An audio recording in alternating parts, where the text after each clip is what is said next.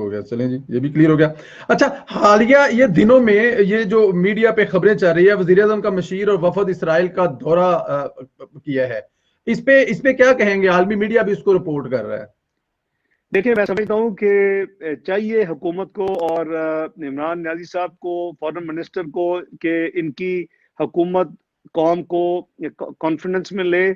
और अभी पहले यूरोप में ये बात चली है, सोशल मीडिया पे चली है, अभी कल या परसों ये जो इटालियन मेन न्यूज़पेपर है उसमें भी ये खबर छप चुकी है।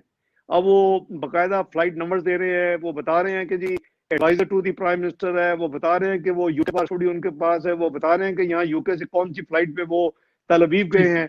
तो ऐसी छुपाने की क्या बात है? ये हुकूमत अपना ट्रांसपेरेंसी के साथ कौम को बताया कि ये क्या कर रही है। और मैं समझता हूँ ये लम्हा फिक्रिया है कि हुकूमत इस इतनी अहम इशू को इसको बिल्कुल क्लियर नहीं कर रही। मैं इसके ऊपर ट्वीट कर चुका हूँ जब मुझे खबर मिली थी कि हुकूमत अपना पोजीशन वाजे करे। जाहिर है कि मेरी ट्वीट पे तो वो जवाब नहीं देंगे, लेकिन मैं समझता हूँ कि जो जिम्मेदार सियासतदान हैं, जो पॉलिटिकल पार्टीज हैं, जो एंकर्स हैं, वो अपना रोल प्ले करें और हुकूमत को कहें कि आप कौम को एतमाद में लें कि आप क्या कर रहे हैं।